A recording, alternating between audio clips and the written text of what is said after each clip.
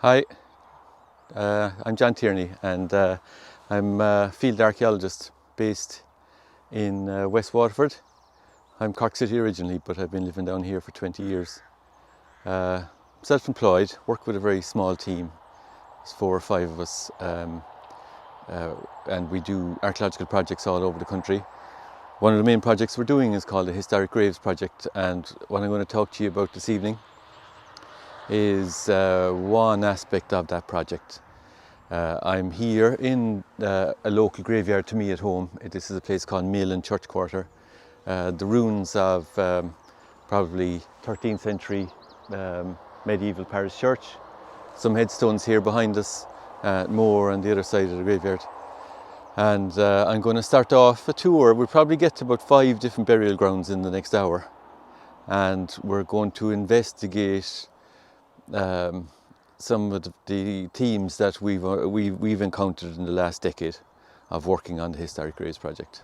This is part of a project we're doing where we're practicing how to communicate archaeology, and I'm going to try some experiments in this talk. You'll recognise some of the style of it, I presume, and hopefully it'll be effective, and hopefully also I can pass on some of the information that we're gleaning from these particular studies. The main thing we're looking at is famine graves from the Great Famine, 1847 to about 1851, and when you do that in a parish, you don't just do it in one graveyard. You actually have to look at the suite of burial grounds, a suite of graveyards that are in that parish. What we're looking at today is the Poor Law Unions, the mid-19th century Poor Law Unions. The main one we're concentrating on is the Dungarvan Poor Law Union. I'm going to show you on a map now in a second where we are. But what I hope is that I can introduce you to the topic of graveyard studies, something I came to late myself. I was more or less a digger, working on excavations, running excavations, and publishing the excavations, doing the post-ex and all that kind of carry on. But then laterally I went into this kind of into the graveyards, and it's been a fascinating process to take part in, and I hope to pass on some of that now. So we're going to head over at the other side of the ruined church here. I'm going to teach you some of the geography of an Irish graveyard, and then we'll look at the geography of our Poor Law Union, and then we'll go and visit some of the sites. So we're on the other side of the ruined church now, and we're going to look at the geography of a graveyard, and because there's a common theme in a lot of Irish rural graveyards. So the geography mostly depends on or is based on the compass, really. Historic graveyards are compasses in the landscape. This ruined church here, who would have gone down to there, is east-west orientated. So west, that way, if you're going to Cork, going to Kerry, east, that way if you're heading over to Dungarvan or to Waterford City or Rosslare. And then within the graveyard, then usually most of the burials are going to be directly south of the church, so where I'm standing now. And here behind me, it's an overgrown graveyard, overgrown with grass tussocks, but that don't matter. But you can see here late 18th and 19th century round-headed and shouldered headstones in a dense burst all here. And that's mostly the case in Irish rural historic graveyards. Most of the burials will be the south part of the graveyard. The north part of the graveyard, just over there, usually smaller and has fewer burials in it, and that's the case here in Mill Churchquarter. The reason I've come up here is not just because it's my most local graveyard, but graveyard studies are basically a study in social status, and you can see from the mortuary monuments here that there's different types, different styles. What types have we got? Your standard headstone is at the head of a grave. What does that mean? That means when the coffin goes into the ground, the head is at the western end of the coffin, the feet are at the eastern end of the coffin, and when a headstone goes in, it's a headstone because that's the head end, so it's facing east then.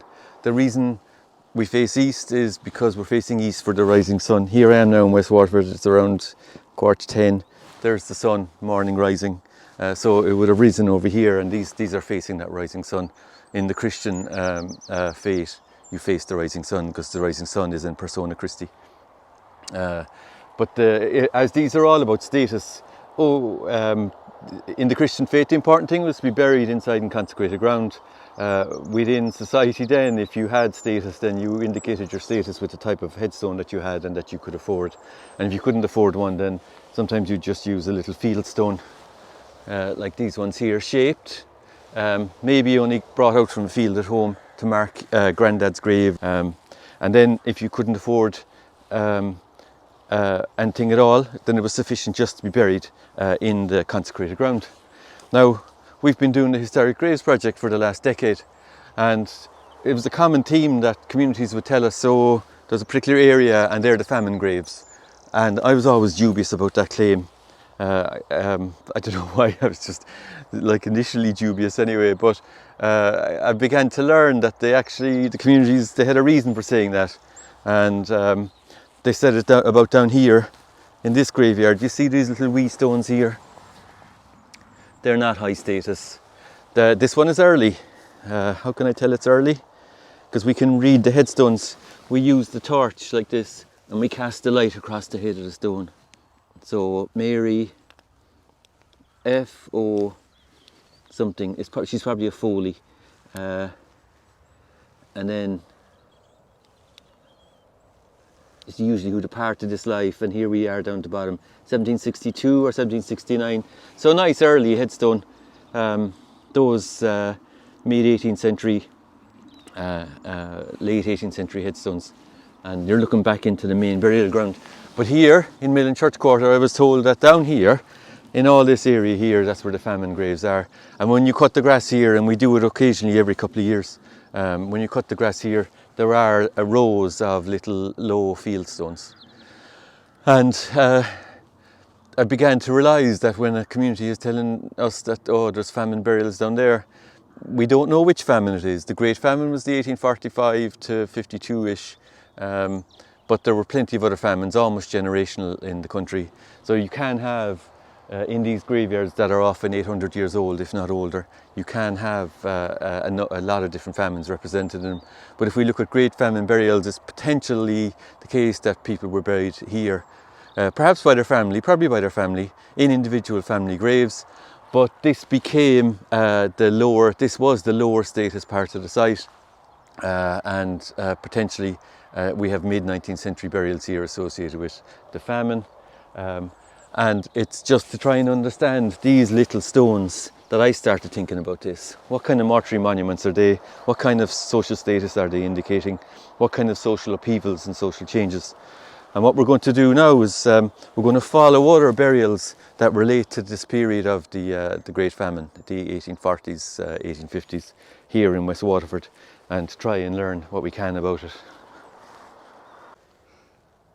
So here we are in the south part of the graveyard in Mill Churchquarter, and now I just want to show you where we are in the country.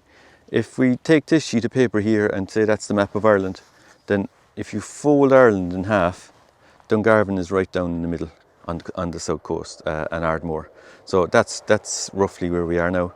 If you want to see what we're going to do in the next hour or so, is we're going to go, right now we're in Mill Churchquarter. So A for Ardmore, Mill Churchquarter is quite close. We're going to head up now to Lismore.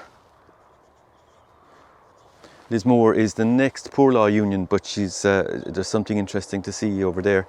And then we're going to head east over to Dungarvan. Dungarvan is the county town for West Waterford.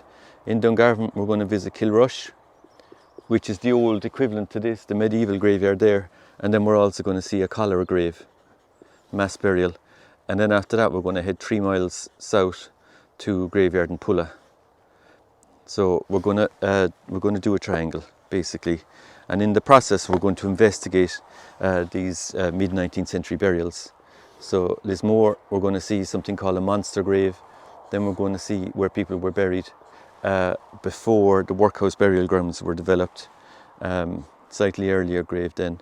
And then we're going to go up to Pulla and we're going to see some of these graves that we're discovering right now. After coming over from Mill Churchquarter, and we're in Lismore now, and we're heading up to, well, if we kept going we'd be in St. Carthage's Cemetery, but what we're actually visiting is actually this burial ground here on the right. So we'll go up through. These are Irish yews, Taxus baccata, Taxus hibernica, something like that. And there's a ridge here along there, so it looks like a path. But this was the Lismore Poor Law Union, and it was infamous in 1847 because newspaper, the Cork Examiner, as it was, came down and wrote newspaper articles about the devastation being caused here in the Lismore Union by the famine, and they had reference to what they called a monster grave that contained 40 people buried in a week. So I visited here before and I've tried to spot linear trench graves. I had looked at them on Google Earth as well, and I thought I could see them over there, but I think now what I was actually seeing was the pathway. So that path running along there caught my eye, and what I'm more inclined to think could be famine graves are out here on the edge. Potentially rectangular feature there.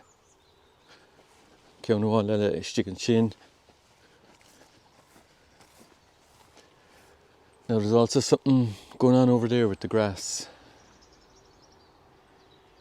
The reason I've come here is it's in the different union, but this is actually what a lot of the famine era, the Great Famine era burial grounds look like in Ireland. Very well looked after, really well cut. Whereas we're going to end up in Pulla, over outside Dungarvan, and that's a wild mountainy field almost. It's a cemetery. Whereas here, it's in the town. It's so well looked after. And what you can see, and this is what we discovered the last time I came here, it's filled with single graves. And I think these all relate to the older burials from when the workhouse was part of the public health system. But they're all single graves, all in there. How do they identify the lawnmower when it cuts the grass? The grave hollow, which I don't like standing in it now, but I am. The grave hollow is deeper, and the grass then, as a result, is longer on them. So if you get your eye in there, you can see grave, grave, grave. In fact, there's lines of graves, rows of graves, which is what we deal with. So I think we're looking at late 19th century and then early 20th century graves in here. Where the monster famine grave mentioned by the Cork Examiner is, I don't know. You're either looking at hollows or you're looking at mounds. One of the next sites we're going to go into is the Cholera grave inside in Dungarvan, and that's a mound. So look, I don't actually, we need to do analysis here, so I don't have any answers, but I just wanted to show what a mid-19th century burial ground cemetery tied in with an institution like the workhouse can look like. Bowling green type look here, and we'll continue on now to Dungarvan. So we're down in Dungarvan town now, and this is the entrance to Kilrush graveyard. I didn't show you down above, it had a style like that as well, and the gate is open into some of the in-cutting grass. On the 1839 map, the first edition Ordnance Survey map, this land in here was also drawn up as part of Kilrush graveyard. And the thing about Kilrush is that the workhouse is less than a mile away from us now in Dungarvan. And this was the main burial ground for the workhouse, and that's how it went all over the country. That the families who lost people who died in the workhouse tried to bury their own people. They'd claim the bodies and they'd bury them in their family graveyard. Look at that. It's all bent, but it's in good condition. So, Kilrush. So it's early medieval in origin. Do you remember what we said about the geography of the graveyard?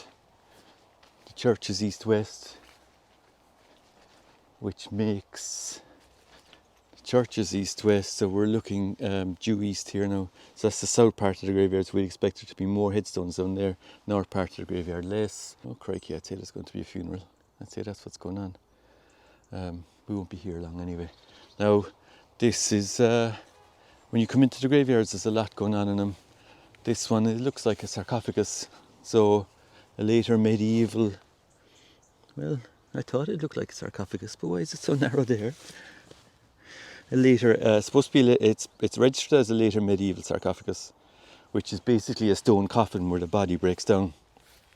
But what happened in Dungarvan, in the workhouse, all the families who were declared as paupers and were taken in by the workhouse system, if they died in the workhouse system and their family didn't claim them, then they were buried elsewhere. But if the family did claim them, then they were being buried here somewhere inside in this graveyard.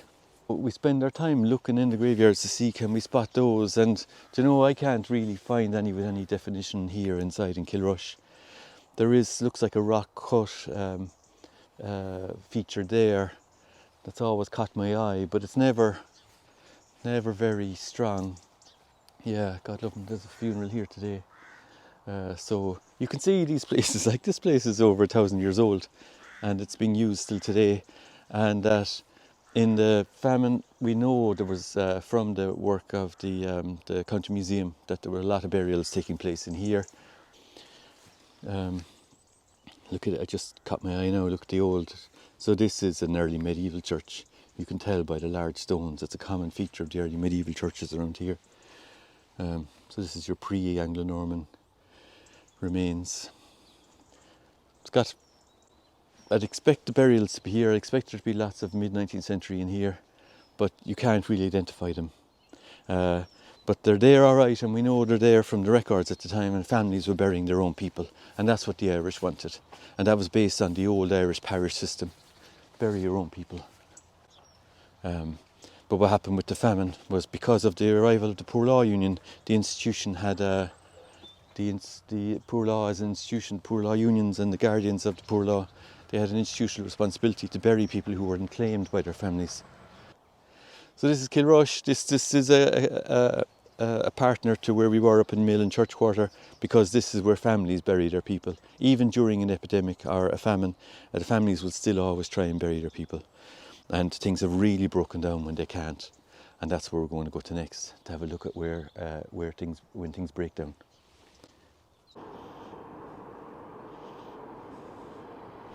So just around the corner from Kilrush, we're on the fringes of Dungarvan town, and we're here in the Colligan estuary.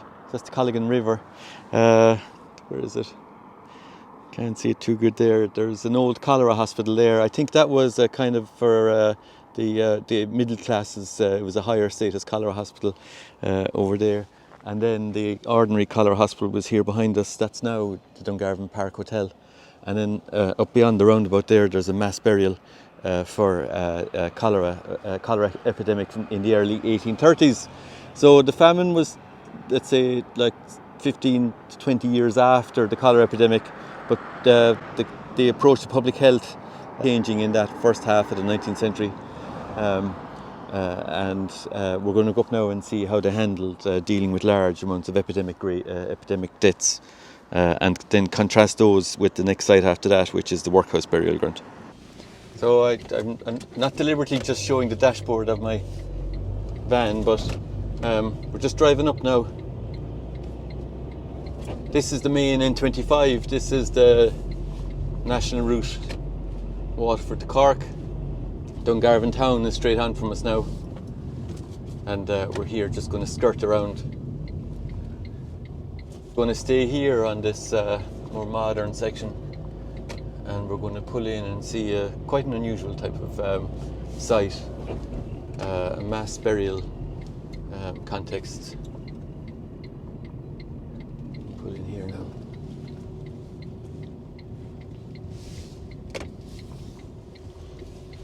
Now that was the back entrance into Curran's hardware suppliers there. You can get in there now from the other side. Just park here now. And we'll go in and have a look. A lot of people have passed this graveyard or this burial ground and they don't know anything about it. They don't know, they don't realise. On a local scale, we know it's here. The former Cholera Hospital was in there, and this now is what we're coming to see. This green area. There's a slight mound here, down to there, and there's a memorial on it then. So this mound, if we pace it, 1, 2, 3, 4, 5, 6, 7, 8, 9, 10, 11, 12, 13, 14, 15, 16, 17, 18, 19, 20, 21, 22. So she's over 20 metres long. If you were to measure 1, 2, she's 2.5, 3 metres wide. And it's here alongside our national routeway. And there's a concrete crossing wheel. And it's erected by Surgeon Henry Anthony of Dungarvan. And somebody has scrawled a little swastika. People are desperate. So that's a later concrete cross, but it's commemorating this burial context here. So if this is a mass burial feature from the early 1830s, this is the kind of thing that happens when an epidemic sweeps in. And people are dying at the rate of something like 20 a week, 30 a week. We can handle 1 or 2 a week, no bother. But if you're hitting 20, 30, then you've got a crisis. One of the historians, the local historians, who's helping us on the workhouse project, Willie Whelan, he's told me that he's read the figures for the cholera deaths, and I'm fairly sure he said that one of these graves, and maybe even this grave, they know that there's 350 people buried in there. So I still have to double check all that with Willie. But you're potentially looking at something there that measures 22 metres by 2 metres, and it potentially has 350 burials in there. I'm not sure if they would have been coffined or shrouded. Maybe both, maybe just the one. What that means is that the dead body is wrapped in a shroud. Very often in your conventional burial, you'll be wrapped in a shroud and then put in a coffin. But if you're looking at 350 people potentially in that, then what's that telling us about the other graves we're going to look at now up the mountain?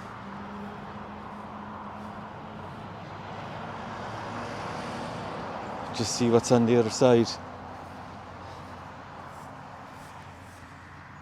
Erected to the memory of the poor people who died of Asiatic cholera in the year 1832. Nicely done. Just before we go up the mountain, this is just a brief interlude. I want to go in and drive around the former workhouse, just so you can see, and then I want to talk about archaeology in general. So archaeology is the study of the physical remains of the past. And while the project that we're talking about here now is mid-19th century, I'm not a historian. These are all the workhouse buildings now. It was 1840 workhouse. And physical remains of that is really what archaeologists study. We're not trained to study the historical documents. That's not my background. When I do these kind of projects, I tend to, you have to work with the appropriate specialists. So I'd work with historians who are better at this kind of thing than I ever will be. Training, you need the full training, you need the experience. Like archaeologists, we can read the standard historical documents, but it's not our main skill set. Our main skill set is the physical remains of the past. So what does that mean? We can record that wall there and analyse it and work out how it was made and look for patterns in it and all that kind of carry on. And then we can try and match it with other places similarly or different places. So we're after coming down through the workhouse here now. And when we're matching the places and we use physical remains of the past to try and match places, we do everything on a hypothesis basis. There's lads inside. Here on the right is the newer burial ground for the workhouse. But looks like they're cutting grass around here, so I won't go over. So if everything we do is done on the basis of hypotheses, like archaeology is a science, and field archaeology in particular is a science. We have to approach things scientifically. We look for the evidence from the past. We record the evidence of the past.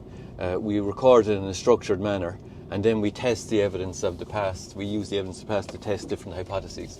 And as a field archaeologist, you'll notice that everything I'm saying here, I'm talking about potentially is the case, possibly. We can only present hypotheses and test them. And then on that basis, the beauty, the thing I love about field archaeology is that you have to record sufficient information to allow other people to disprove your case, to allow other people to disagree with the story that you're putting forward, and I think that puts real manners on us. And it's if you're well trained, if you're good at this game, then it's all about recording the information. So nowadays we're gone very digital. The phone I'm recording on now, I record sites on that.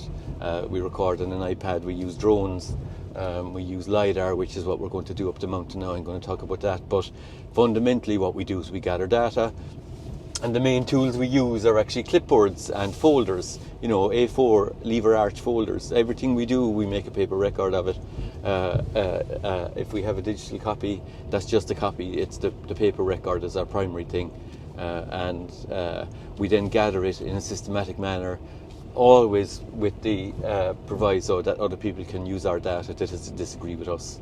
And we have very strong systems, recording systems for doing that. So while I've been talking, you've probably been seeing different elements of the 3 different ranges of the workhouse, and we're leaving it now. The thing about the workhouses, they have a very bad name in Ireland because they were associated with that first burst of the on Gort the Great Famine, and the societal breakdown that happened then, and the whole ideological basis for that. But they became quite a good part of a national health system. And certainly 1870s, 1880s, 1890s, there was a decent healthcare system in the country for its time, and it was based on the workhouses. And you can see even now, like a lot of places around the country, they're still used as part of the modern healthcare system. There in Dungarvan, it's still a key part of where we brought our children for different types of treatments and ailments and all that kind of carry on. So, like, one lady said to me at the weekend, she was talking to me about a project that she's doing, or work they're doing up in County Galway. She said, and it's a famine-related project. She says, the thing, John, is that it's not as straightforward as we thought it was going to be. And that's absolutely the key thing that we're learning on all these projects, and that we know as field archaeologists. It's never as straightforward as you think it's going to be. And if that's the case, you actually have to record in a very systematic manner. Here we are now, I'm coming up the back lane. So this is the back wall for the graveyard, or for the workhouse. You can see it, the architecture of containment, domination. There's a stream in here alongside us. That the physical remains of the past, they're telling us a lot about the past. And as an archaeologist, I want to have good recording systems for actually working out what's going on, presenting what we believe is going on, and then allowing other people have enough information to present what they believe is going on. And that's what good archaeology is about. And then teamwork as well. Everything we do is part of a team. All the good projects I've been involved in are all teamwork projects. And just as I'm speaking to a student society now, I just wanted to say that it's never an individual endeavour, and if it is, we tend not to get very far. So it's all about the team, and if you want good quality, you need to work with good quality people. Okay, so we're pulling out now. We're here on the Dungarvan estuary, and we're pulling up to the right, and what you'll see there are the Drum Hills, and the Drum Hills are where we're heading. So as I sweep around now, these hills up beyond us, that's the Drum Hills, and Pulla graveyard, the Dungarvan Workhouse cemetery is, how can I show my finger, is up there. So it's 3 miles outside, 5 kilometres, 3 miles outside of town, and that's where we're heading now.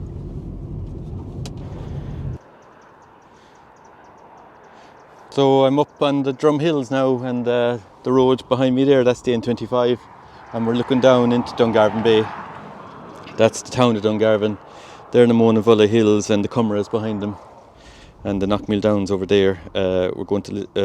We were at Lismore earlier, she was over that direction, and Kilrush is on the outskirts, and we're 3 miles, 5 kilometres west of Dungarvan now, southwest, and the old mid-19th century road is over there on that hill. There's a glen there, and there's a path up along that glen that people would have walked in those days if they were heading up, because the burial ground is just up here where my finger is.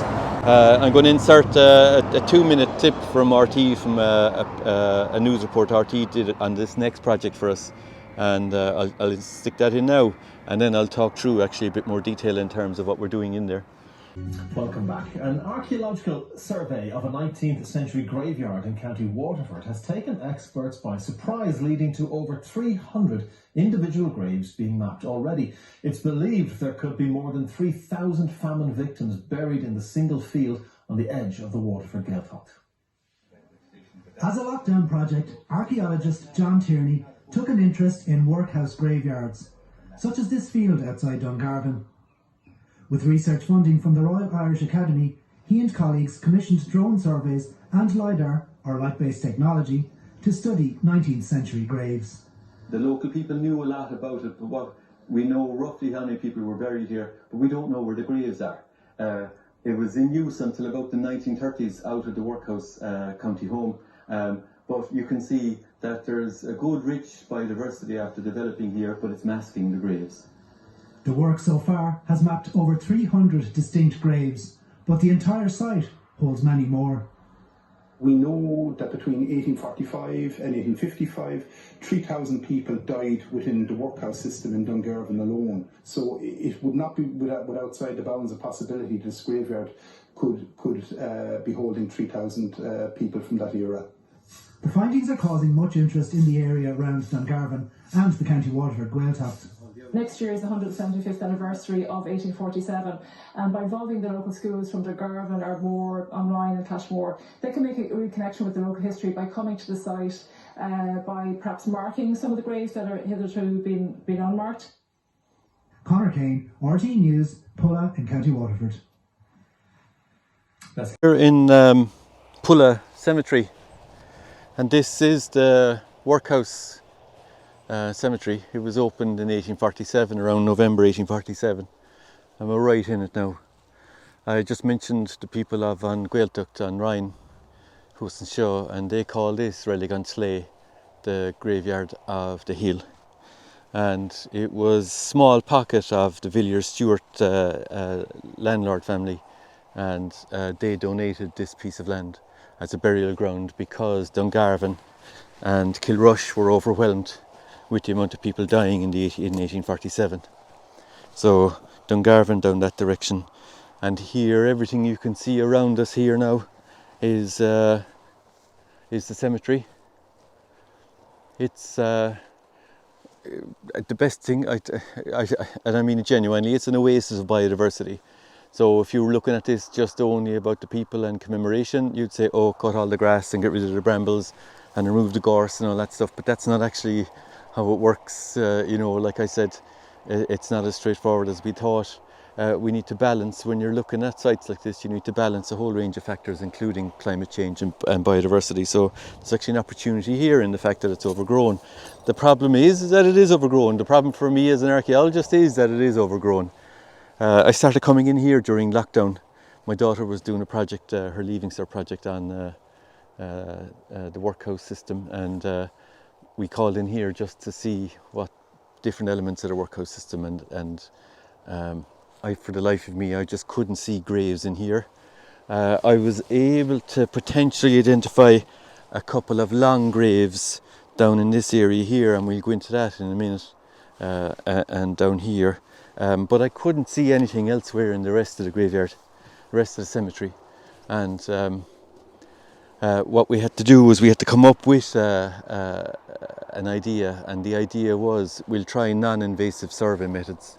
So we applied to the Royal Irish Academy in the end of spring, and they gave us a wee grant. So we got in Western Aerial Surveys. Dr. Paul Nessens did a flyover with a drone with a multi-spec camera, and he recorded this cemetery. We'd work with him quite a lot doing graveyard surveys, and the multi-spec is designed so that it uses the different elements of the spectrum, the light spectrum, to try and record the vegetation and see if different elements of the vegetation are tracing underground features.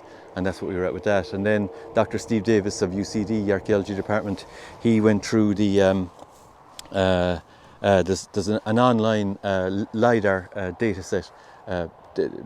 from the Transport Infrastructure Ireland, and they very kindly gave us access to the data set for here, because we're alongside a national routeway.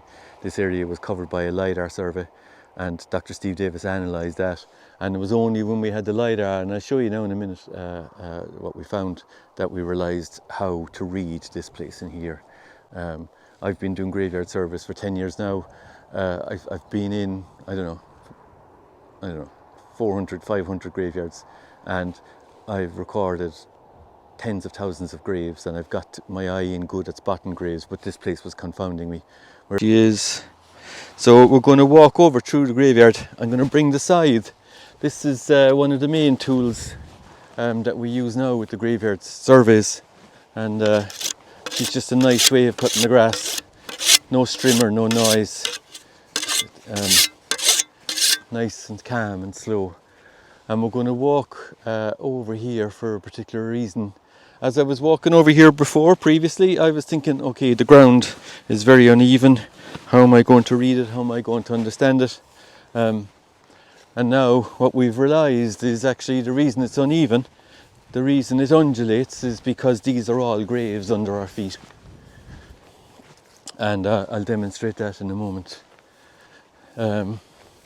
What I like about it here is that you can see the different types of vegetation. There's different grasses, there's gorses, and there's broom. People bring in their dogs and walk in here. It is very well known as I called it a field earlier, but this is a cemetery, and it's very well known as a cemetery. People do come in and visit. The local people are very conscious that they potentially have people buried here. Here we are over against the sinking into the ground. When I did that before, I said, crikey, this is rough mountainy land, but now I realise I'm after sinking into a grave. So I was saying about the geography of a graveyard earlier, that inside in the medieval graveyard that the church was east-west, and that the burials then as a consequence are east-west as well. We bury our people facing the rising sun, sort of facing Jerusalem as well. And the same thing prevails in here. So I want to get turned around here now. So north, so we're looking north, south is behind us. The burials are east-west, which means burials should be going this way. This boundary here is roughly north-south. And what I'll show you in the LIDAR data in a minute is that there's a row of burials all up along through here and here, and that they started because we bury our people facing east-west, and then if you're doing an orderly burial, one grave goes in alongside another if you're doing single graves, so you end up with a row of graves. I didn't really go into the rows earlier, but a lot of what we do inside in graveyard studies is we try and identify the rows and record them. In this case, we know we have a row of burials here. We have another one here underneath us. This low bit here, there's actually a grave in there, all overgrown now with these grasses and brambles. So you're looking at 1, 2, 3, all in here is all graves. How do we know that, John? Why do we have to take your word for it? Well, you don't. Like I was saying earlier, I have to record this in such a way that I can demonstrate to other people, based on evidence, that there's burials in here. This is an early 1950s cross, erected for one of those, it was to commemorate the Pope in Rome. This monument was erected by the people of Dungarvan and surrounding district during the reign of Pope Pius XII to commemorate the Holy Year, 1950 to 51, also in memory of those who died of the famine and are buried here in this mountain cemetery AD 1847. May they rest in peace, amen. So it's a stunning great big Latin cross, and it dominates the place, but what's after happening is we don't know where the people are buried, or we haven't until now. And what's the evidence we have for the people buried here? The evidence we have is in the clipboard. What Steve Davis took the LIDAR data set, you pull it into a suite of software, Rapid Lasso I think is what he used, and what I love about the LIDAR approach, to my mind, it's like it's light beams that are coming from a device, bouncing off a surface and being recorded how long it takes to get back to that device. The LIDAR survey done by the TIA was done by aeroplane, but I know now that a lot of drones have got LIDAR attachments, and they're being attached to the drones, and you can do smaller scale LIDAR surveys. And you end up with a model of the shape of the ground. And how that helps us as archaeologists, because as archaeologists we're always looking for patterns. A lot of what we learn on are linear earthworks, so we're looking for a ring fort, we're looking for a hill fort, we look for banks and ditches, and we're looking for them to form a pattern, circular pattern, long curvilinear patterns, that kind of thing. And I just couldn't get my eye in on the patterns here. But the LIDAR, and a lot of about the eye in stuff is based on experience, and it's based on training, and it's then also based on, sometimes you can spot something and show it to somebody, but if they don't have the right experience they won't see it either, and then they mightn't actually believe you. And a lot of what we do, a lot of what we learn through that is we develop this trick called the eye of fate. We say, okay, I can see a pattern there, I can see a pattern over there, are they connected? You try and make them connected in the eye of fate. What I love about the LIDAR is that the LIDAR doesn't use the eye of fate. It's the opposite of the eye of fate. It actually makes models using mathematics and statistics, and you can see if there's patterns there or not. So hopefully this is showing the printout. This is a sky view factor from the LIDAR. We walked in this curving path. This is the cross here alongside us, and then if you look at that, hopefully you're seeing that there are patterns of some kind of a feature running in rows. So rows are going north to south, and 1, 2, 3, 4, and that's the sky view factor. This is the hillshade analysis, which is another type of mathematical analysis. So again, it's not the eye of fate, it's actually trying to spot patterns. Not super good, but I can see rows there as well, so that's moderately good. We'll come back to him. And this then is the SLRM. It's some kind of light relief model. And just hopefully you're going to see that with the blue background that there are lines of white dots. You see those? And 1, 2, 3, 4. There's 4 strong lines. There's about 40 dots per line. So 4 by 40. And then actually if you multiply that up, actually, or if you squint your eyes and now start to use the trained eye, what we're actually getting here is we don't just have 4 strong rows over there. The whole place is covered in rows, and they appear to be single graves, and this is what we do then with that. So we do an interpretation drawing based on the on what we're reading. So we counted the number of burial rows that we could see. We got up to 21 burial rows from over there down to here, based on these kind of data, and then at a count. We're looking at something over 400 individual graves all up in this area. Now the thing about the individual graves is that they probably aren't the 1847, the overwhelmed graves. They're probably the continued use of the workhouse cemetery after the famine. The Dungarvan County, the County Museum, Waterford County Museum based in Dungarvan, in their book Desperate Legacies, they say they have paper documentary evidence that burials continued here from the 1870s onwards at least.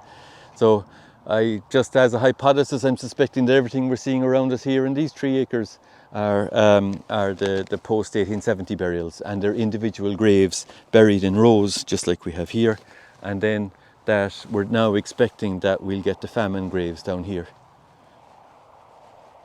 in this part of the graveyard. As we try to categorise the different types of graves we're dealing with, I suppose it brings us on to the question of what is a grave, how do you identify a grave, what qualifies as a grave. I won't go into too much detail except to quote the work of Professor Julie Rugg over in York. And she has this concept, well, I read it from her, of the scientific grave. And what that's about is it's in the modern era where we had to bury our people safely and hygienically, and not cause contamination or illness for people who are going to be buried there afterwards. So we ended up with this concept of, ask yourself what you think a grave is. I suppose it's 2 meters long, 1 meter wide, and the old 6 foot deep, so 2 meters deep. that's what we kind of grew up, or certainly I did, thinking what a grave was. And that comes from this this concept of a scientific grave. And that emerged through Europe in the late 1700s and all across Britain and into Ireland throughout the 1800s. And what we're seeing here is the manifestation of the, where we were in Kilrush. It was the non-scientific grave because it was using the old parish system and burying people inside in the same space, and resulting in disinterments, resulting in bodies being exposed, resulting in local animals, you know, news reports of dogs running around with human bones in their mouths. The switch to the hygienic scientific grave brings us up here, and that's why instead of having people packed into mass burials, we have 3 acres at least here of single graves. What are we getting down here? Where are our long graves? Oh yeah, so if you're a scientific grave, that the scientific grave has to be a certain depth so that the burial can't be easily disturbed. It also have to have an interval of use whereby it's not allowed use. From the 1870s we have burial acts which set a 14-year period between the use of a single grave. So when the single graves were being dug in here, it was probably allowed within the legislation that they could be reused. But very often what happened in Ireland and in Britain is that the single graves, even if it was a pauper's grave, the poorest of the poor, very often they were not reused. The Christian concept of treating people decent in their death prevails very strongly throughout all these islands. And I think that's what we're seeing here. Now, it's overgrown, it's hard to spot, it's hard to understand, but it represents the respect in the sense that was given to the people who were buried here, not to reuse their graves, not to reuse their burials. It also represents the kind of sense of kind of trauma that might actually exist within a community in terms of the effect of potentially having long graves. The single graves are all here.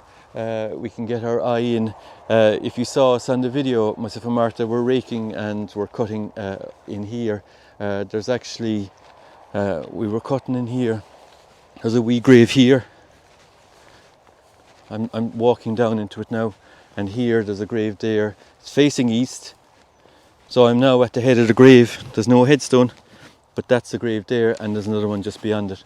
So we're talking about rows of graves, north, south, and then the graves are all facing east, going over in that direction. And the hard ones then are what's below us down here, and I'm still struggling with that. So the ones we're struggling with are the 1847 graves. We know that there was 1847 graves up here. When we were down in Lismore, and we have the Irish Examiner, Cork Examiner at the time, newspaper reports from 1847 about this monster grave. What was it, 40 people buried in 1 week. We know we have something similar up here. It's just that I'm having trouble identifying them. We're on another project, it's outside Cork City, and we've identified 3 types of graves. We have what we're calling the narrow graves, which are single graves. In that case, in the one in Cork, we believe that they're single graves and only single use. You can also get narrow graves which will have multiple coffins gone into them in the common grave style. I haven't gone into common graves yet. And then there's also pit graves, so they'd be either square or rectangular. The ones we've seen are 2 meters wide, 2.5 meters wide, sometimes 3 meters long, and like the one we saw down in the Cholera grave. So you get those kind of squarer ones, and then we're getting long graves. And the long graves, I'll probably insert a video from Gort in County Galway, which is the other site that we're studying under the Royal Irish Academy grant. And the long graves in Gort are very evident, very clear. Still being farmed. I'm after starting to rain. I don't want my gear to get wet. And it's been grazed in Gort, so we can actually see the grass is as short as a golf course really, and whereas here it's overgrown. It's down in this area that we think we can see long graves, and the long graves they're about 2 meters wide, and they're about where we have them in Gort they're up to 60 meters long, where we have them in Cork they're 20 meters long. Whereas here, when I first started studying here, I thought we had potentially had a long grave here. I was fairly sure we had a long grave over there. I did my own analysis of the LIDAR, and I didn't do it very well. But my feeling is that we probably had 2 L-shaped long graves in there, and that they were potentially for the overwhelm period. But the LIDAR hasn't actually shown them up very well. Now Dr. Davis has to look at them again. We're a little bit early with these results, but when Steve Davis looks at them, I'm hoping we can interrogate the data down there better than I can manage on my own. But otherwise, it's in here, we think. I don't know if you can see it, but I'm now walking up a slope. With the multispectral analysis that we did with the drone survey, we have a linear feature under here, and we've cut the grass in here to try and see, have we got a long grave, but it's still confounding us, so we have a small bit of work to do in here, a bit more. But there's a hint of a 2 meter space here, but I'm not convinced, and there's more down there. So it's a work in progress. We'll try and do a bit more analysis this month. Sorry, I'll have to clean off the screen because there's a rain. But I'll show you the long graves that we have in Gort and how convincing they are. And they're the ones that we're trying to find as the overwhelm period. Like a common grave, whether it's a single narrow shaft or if it's a long grave, it's designed for multiple individuals to go into that grave. If you set a barrier of an interval on that, then a lot of institutional common graves, so there'll be multiple burials in it, there'll be non-family members, they'll be buried in a very short burst, and then maybe it'll never be used again. Sometimes in the larger cemeteries they will be used again. That's common grave model is what's prevailing there, whereas now in the modern Irish system, I think you're allowed something like up to 3 coffins per grave with a certain amount of space between them, and then the grave it can't be used anymore. So this concept of the scientific grave has changed a lot. And what we're seeing in this project is we're seeing pretty much the change from that older medieval system of kin group burials, of social cohesion with a parish burying its own people and a parish being responsible for its own people. As population levels shot up and as ideologies changed, then it was no longer always possible for families and for parishes to bury their own. And the minute, from what historians like Dr. Julie Rugg tell me, is that the minute that the parish didn't have to pay for these things, then the parish turned its back on it and said, no, we can't, legally, it's the poor law union. And so that 19th century saw a major change in burial practices in Ireland. And what we've been looking at today, starting in Mill Churchquarter, going to Lismore, seeing the Cholera burials, seeing Kilrush, and now being up here in the Pulla cemetery, it represents that period of a major change in burial practice. We're nearly done, and I just want to sum up. Firstly, I want to thank the committee and tSlé for the opportunity to present the work that we're doing at present. I'm giving you information from a project that we've been working on over 10 years, but it's actually famine related stuff we're only doing now this summer. So we're still developing our thinking and our thoughts on it. And I suppose as I talk through it myself, I begin to, what are we doing, John, and why are we doing it? And I suppose what I'm kind of thinking is that we're studying a very key century, that 19th century, in the burial practices, changes in burial practice that happened in the 19th century. And that's really what the practice is about. If I'm going to be very honest about it, the reason I'm doing that personally is because I want to understand burial practices in the 20th century.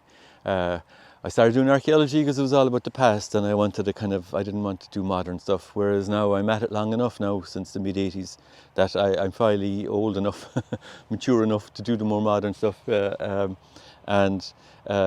a number of projects in Ireland today, or a number of situations in Ireland today that relate to burials and the use of burials and as a political tool, and very often they're a very emotional contexts, and I'm trying to get my head around those particular 20th century contexts, and to do that, I think what I've realised is we need a proper historical context for 20th century burial. Let's go back into the 19th century. Let's use the surveys that we've been doing over the last 10 years with community groups and try and understand all of these things. And what we found is that 19th century change across Europe manifests itself here in Ireland, and it manifests itself in places like this. We have long graves, we have narrow graves, and we need to understand each one of those so that we can then understand the different type of graves, particularly institutional burials that we have in the 20th century. So hopefully you've got some sense of West Waterford, hopefully you've got some sense of what field archaeology is like in this day and age, that this has been of interest, and good luck with your studies.